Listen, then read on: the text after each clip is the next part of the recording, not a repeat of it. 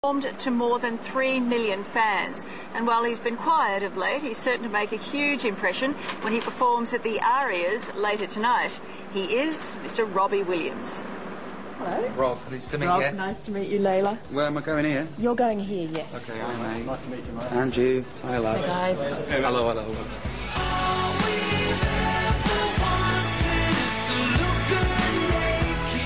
Well, congratulations on your 4th #1 album in Australia. We're glad to see you back. Where have you been? I've been away for a few years, and what have I been doing?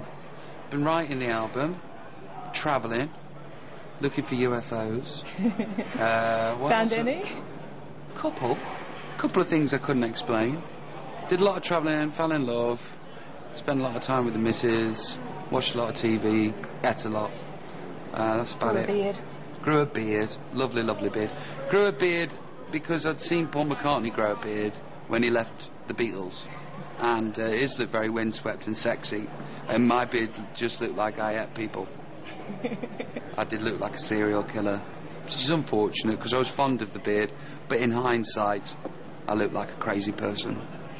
How would you say you're different from the last time we saw you in Australia, which was the end of that mammoth tour? Yeah, how would I say? Well, probably about 20 pounds heavier. Happier? Yeah. Older, maybe a little bit wiser. I'm not sure. Yeah, the difference is I'm probably happier, yeah.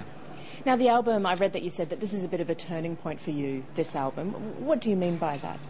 Well, you know, Rude Box got released, the last album, and it got a bit of a kick in, especially in the UK. And the perception was, that's it for Robbie now. He's done it, you know, because they've got the tall poppy syndrome going on, and it builds you up and knock you down. And it was like, right, this is perfect now. Record sales have gone down. Let's get rid of him and then stamp on his head while he's down.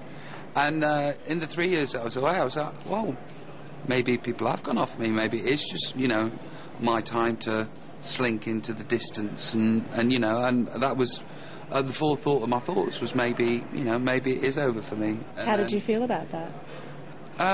A mixture, a bizarre mixture of, well, that's a relief. It doesn't have to be that massive all the time.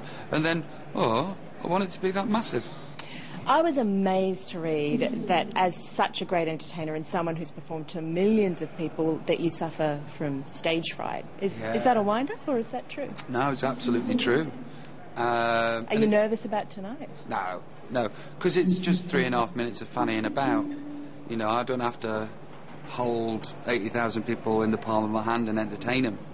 You know, it's just me going up, singing a few words and pulling a few poses and being a pop star, so that's not a problem. But it's like, you know, I mean, we sold 3.6 million tickets for the tour, the last tour. It's just a lot of people.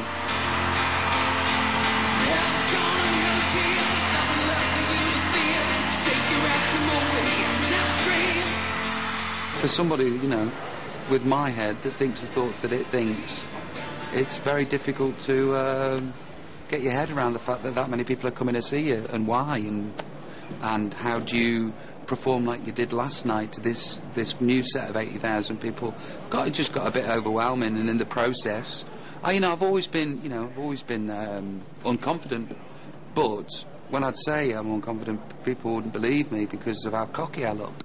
So how does the stage fright show itself? I don't think it does, actually. It's just deep down inside. Yeah, but I did a nice gig here last night. 1,700 people, sweaty dirt box club. It was lovely, really cool. People were very receptive, and you know, the audience were very charming and loving. There was a lot of love in the room. And so speaking of love, you're all loved up. You talk about the missus. Tell us about it. Ida is Turkish, American, Muslim, Jew, comedian, trained to be a lawyer, dropped out to be an actress comedian. Very charming, very warm, very loving, very honest. I'm looking at her now, she's just over there. How's it going? Good. She's my beau, and she looks after me and I look after her. Does happiness and does Ida influence your music, do you think? Yeah, well, I wrote a song about her on this album, and it's the first love song. There was talk of perhaps a premonition from Ida that you might settle down here. Something like that? Yeah, we love it here, don't we, Bab? Yeah, it's a place that we feel that we'll end up. It feels like home. I would be proud to live in this country. It's effing amazing. It's a big perception here, I don't know about elsewhere, that you're a bit of a wild man. You still got that wild man in you, or do you think that that's... It's great that people think that, but I'm not really. I don't know, compared to what? What's a wild night for you at home these days? Game of Scrabble, I'm a Celebrity, get me out of here, hot chocolate, good night. Is that on for tonight? Yeah, it is, yeah. Well, enjoy. Thank you very much. Thanks very much. Looking forward to the show. Thank you very much. Cheers. Robbie Williams speaking with Layla McKinnon, and a reminder that the 9 Network will be broadcasting the Arias from 8:30 p.m, and we'll hear from another huge star in just a few minutes' time.